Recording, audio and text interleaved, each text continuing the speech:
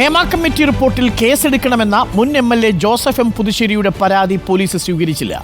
SITക്ക് പരാതി നൽകാനാണ് SHOയുടെ നിർദ്ദേശം. തിരുവനന്തപുരം മ്യൂസിയം പോലീസ് സ്റ്റേഷനിലാണ് പരാതി നൽകിയത്. റിപ്പോർട്ടിൽ കാലതാമസം കൂടാതെ നടപടി സ്വീകരിക്കണമെന്നായിരുന്നു ആവശ്യം. ആദ്യം പ്രതികരണം കേട്ടുവരാം. പരാതി കൊടുക്കാൻ വന്നു. നാടാടയില്ലാത്ത ഒരു കാര്യമാണ്. കമ്മീഷൻ റിപ്പോർട്ട് ഉൾപ്പെടുത്തിയ പരാതി സ്വീകരിക്കില്ല എന്നാണ് സ്റ്റേഷൻ ഹൗസ് ഓഫീസറായ CI പറയുന്നത്.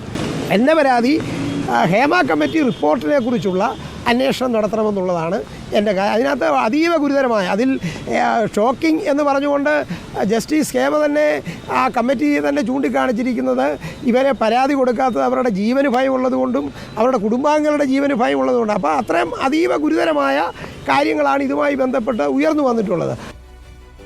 അരുൺ സോളമൻ ചേരുന്നുണ്ട് കൂടുതൽ വിവരങ്ങളുമായി. അരുൺ സോളമൻ, ഈ ഹേമ കമ്മിറ്റി റിപ്പോർട്ടിൽ കേസെടുക്കണമെന്ന് ആവശ്യപ്പെട്ടുകൊണ്ട് പല പരാതികൾ സർക്കാരിന് എത്തിയിട്ടുണ്ട്. അതിലൊരു പരാതി മാത്രമാണ് ഇപ്പോൾ പുതുശ്ശേരിയുടേത് എത്തിയിരിക്കുന്നത്.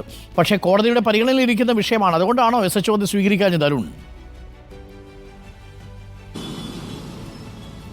അരുൺ, ഇന്ന് രാവിലെ 9 മണിയോടുകൂടിയാണ് Joseph M Puthussery museum police സ്റ്റേഷനിലെത്തിയത്. അദ്ദേഹം പ്രധാനമായും ആരോപിക്കുന്നത് ഹേമ കമ്മിറ്റി റിപ്പോർട്ടിൽ ഗുരുതരമായ ആരോപണങ്ങളുണ്ട്. ഈ ആരോപണങ്ങൾ പോലീസിന് ബോധ്യപ്പെട്ട് കഴിഞ്ഞാൽ നിയമപരമായിട്ട് ആ കേസ് മുന്നോട്ട് പോകാൻ കഴിയും. അത് മാത്രമല്ല, അത്തരത്തിൽ കേസ് എടുത്ത് മജിസ്ട്രേറ്റിന് ഈ റിപ്പോർട്ട് കൈമാറാൻ കഴിയും എന്നുള്ളത് നിയമത്തെ ചൂണ്ടിക്കാണിച്ചുകൊണ്ടാണ് ഇപ്പോൾ മ്യൂസിയം പോലീസ് സ്റ്റേഷനിൽ ജോസഫ് എം പുതുശ്ശേരി എത്തിയത്. പക്ഷേ നിർഭാഗ്യവശാൽ മ്യൂസിയം SHO പറഞ്ഞിരിക്കുന്നത് ഇത്തരത്തിലൊരു കേസ് എടുക്കാൻ കഴിയില്ല. നിലവിൽ ഗവൺമെൻറ് ഒരു SIT, അതായത് ഒരു സ്പെഷ്യൽ ടീമിനെ ഇതിനു വേണ്ടി നിയോഗിച്ചിട്ടുണ്ട്.